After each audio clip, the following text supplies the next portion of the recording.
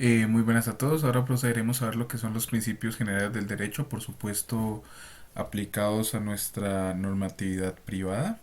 Lo primero que pues es necesario decir es qué son los principios generales del derecho, pues si se quiere, son aquellas máximas que a través de la experiencia, de la práctica jurídica y demás, pues se tienen como una guía o una orientación a la hora de interpretar, crear y aplicar el derecho.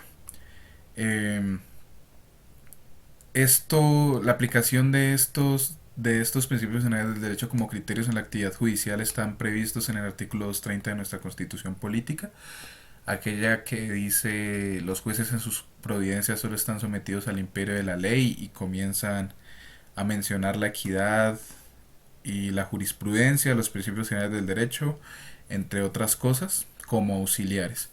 Muy bien, entonces procederemos a ver uno a uno. El primero es el abuso del derecho. Bueno, ustedes pueden leer lo que es aquí en pantalla, pero básicamente es, es un principio que tiende a restringir el ejercicio de los derechos subjetivos, que antaño se consideraban pues absolutos, cosa que no lo son, sino que son relativos. Un ejemplo claro es a la hora de acudir a la jurisdicción. Recordemos, todos nosotros como ciudadanos tenemos derecho a acudir al aparato jurisdiccional del Estado para poner en conocimiento o poner a consideración de alguna pretensión, alguna situación o demás. Por supuesto que este derecho en tanto en tanto es una facultad que todos tenemos, puede ser objeto de ser abusado. ¿Cuándo se está ante un abuso de este derecho de acción? Pues cuando la persona que, reitero, pone a funcionar el aparato jurisdiccional del Estado no actúa de manera diligente, cuidadosa o lo hace con la intención de causar perjuicio. Es decir, cuando actúa con negligencia, temeridad o con malicia para obtener una protección jurisdiccional inmerecida, cosa que pues en nuestro Estado eh, constitucional y social de derecho pues no es admisible. La aplicación de esta teoría del abuso del derecho genera una responsabilidad civil extracontractual, por supuesto, cuando se abusa de un derecho para perjudicar a una persona, para causarle un daño a otro. Por supuesto, este daño debe ser reparado. La facultad de acudir a la jurisdicción tiene múltiples matices. Aquí me he tomado la libertad de poner tres, no es que no se pueda dar en más actuaciones, pero pues digamos que son las tres más grandes con las que nos vamos a encontrar al menos aquí en materia civil. Primero, la denuncia o la querella. Por supuesto, dentro de la normatividad penal se prevén algunos tipos especiales para cuando una persona hace uso de este mecanismo y de manera temeraria pues uno ahí pone una denuncia por ponerla o demás, pero pues aquí se habla es desde el punto de vista del abuso del derecho. Eh, esta, esta tiene unos requisitos. El primero es que el denunciante de una infracción penal actúe con la intención de perjudicar al denunciado. O sea, yo sé que un hecho no es verdadero y de todas formas voy y digo, ese tipo es un estafador o lo que sea. Dos, el denunciante lo hace sin el cuidado con el que normal y ordinariamente oran las personas prudentes, pues yo voy allá sin ningún soporte que o algo que convalide mi pensamiento y voy allá y lo pongo a conocimiento de la jurisdicción penal, pues eso no puede ser así. Y tercero, se produzca un daño. Pues reitero, esto del abuso del derecho aplica cuando se configura en un daño. Y pues si no existe un daño, es absurdo hablar de abuso del derecho, porque pues el daño se presupone de que usted obtuvo un aventajamiento o una posición respecto de otro. Junto al daño se exige el nexo y la relación de causalidad respecto a que este tipo de responsabilidad se enmarca dentro del denominado esquema tradicional de la teoría de la responsabilidad subjetiva. El segundo abuso del derecho del que vamos a hablar es el de las demandas. Pues sobre este no me voy a explayar mucho porque este va a tener su desarrollo propiamente en el material de teoría general del proceso y de procesal civil general, pero pues pensemos cuando una persona se pone a hacer las demandas con temeridad o mala fe, o sea, usted se pone a demandar por demandar, usted se pone a demandar de pronto pues para perjudicar a una persona, etcétera, pues por supuesto esto tiene una sanción, una respectiva sanción si se hace y se configura en abuso del derecho. La tercera es el abuso del derecho en las medidas cautelares. Pues en principio recordemos que las medidas cautelares son una, son una protección que ordena el juez en favor de un acreedor para consistente en que el deudor no pueda pues desaparecer su patrimonio, no pueda jugar con él, esconderlo, lo que sea, y pues se garantice, como recordemos, la prenda de la obligación que se persigue. El patrimonio es prenda general de las obligaciones. Eso también se verá más adelante, está en el Código Civil, no recuerdo el artículo. Pero ¿cuál es el punto? Uno si tiene una medida cautelar a favor de uno, no puede ejercer ese derecho subjetivo con la intención de ocasionarle un perjuicio a su deudor. Lo contrario, uno como acreedor debería querer que el deudor pues pueda eventualmente pagar, no estarlo perjudicando. Por ejemplo, hay tres ejemplos muy precisos. El primero es cuando yo, a sabiendas de que un bien no me sirve para, para proteger la obligación, pues pido la medida sobre él.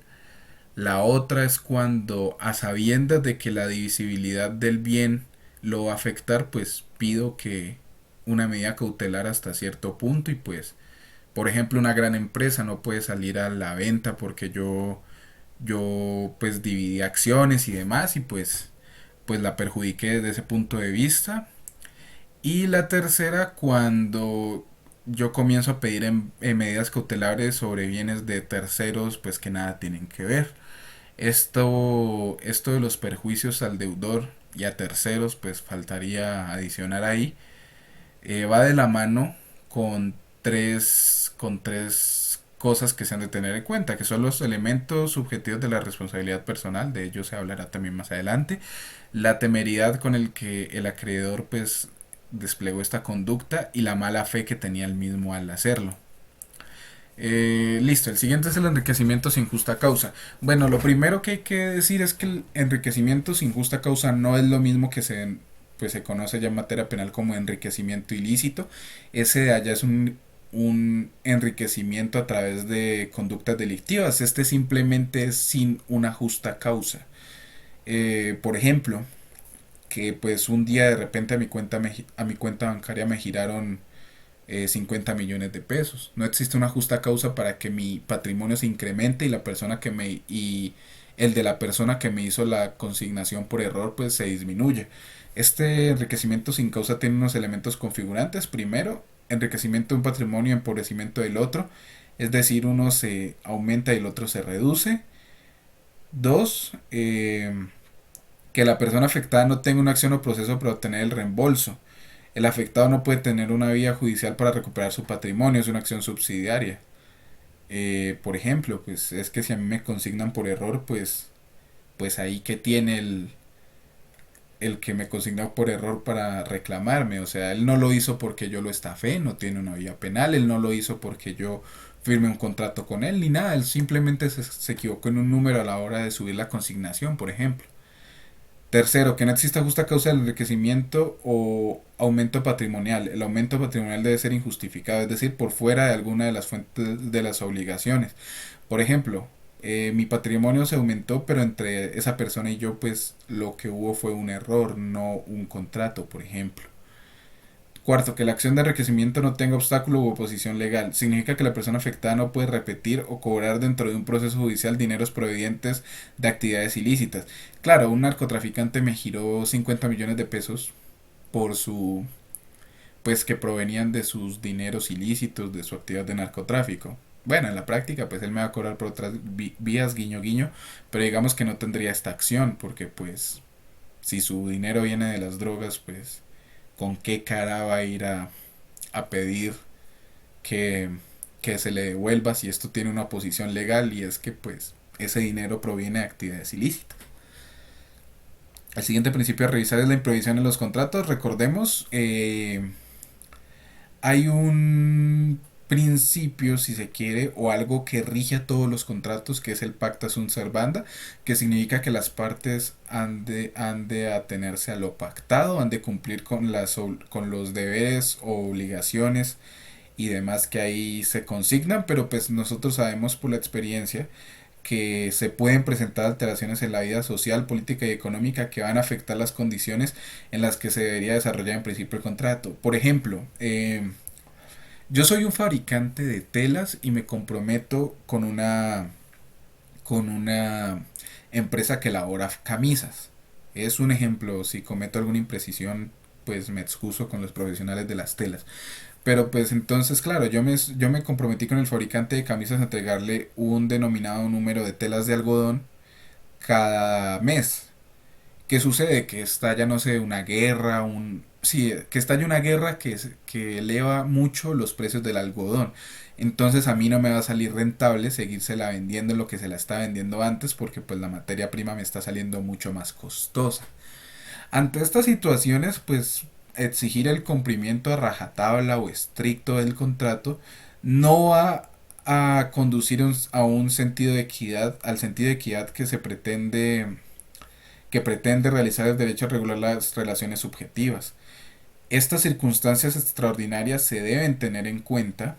Estas circunstancias extraordinarias, por supuesto, siempre que hayan ocurrido con posterioridad a la celebración del contrato, de tal manera que se restablezca el equilibrio prestacional, por ejemplo, que él me aumente el costo al que me va a comprar la tela, o se termine el contrato, porque pues si con la compra de esas materias primas, la venta de esas telas al precio inicial va a significar que me vaya a la quiebra, pues no tiene ningún sentido y el contrato se ha de acabar. En eso consiste esta teoría. Como precedente histórico muy breve, pues esto tiene origen en un caso adelantado en Francia. Pues allá sucedió algo parecido con lo del gas y el carbón, que pues todo iba muy bien hasta 1914 que los precios se dispararon y pues ahí se previó por primera vez esta teoría, tal y como en mi ejemplo del algodón. Ya. La buena fe. Bueno, la buena fe es una presunción legal, es decir, se puede probar en contrario, consistente en que al menos en principio todas las personas, tanto públicas como privadas, actúan con la intención de llevar las actuaciones o negocios que realizan por el camino que estos deberían llevar.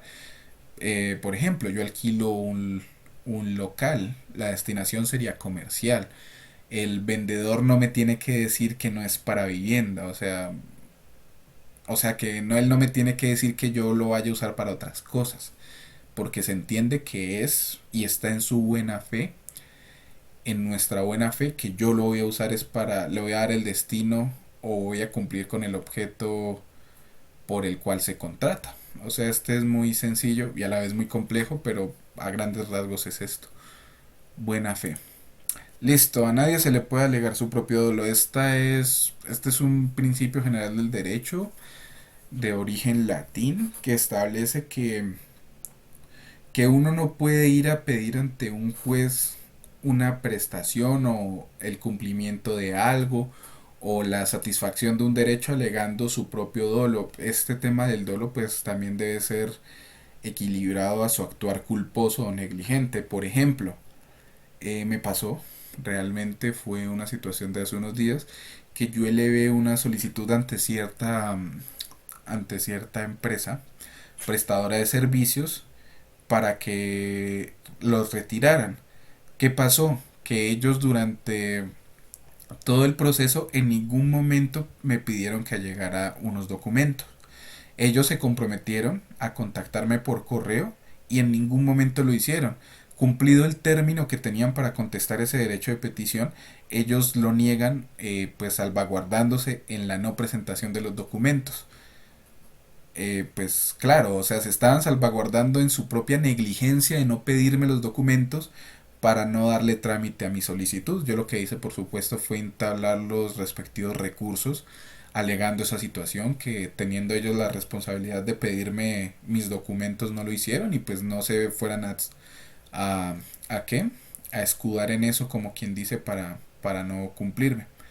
Y pues ya, estos serían los principios. Aquí está una definición pues de la Corte Constitucional, pero me pareció más sencillo explicarlo como quien dice con mis palabras y el ejemplo. Y listo. Muchas gracias.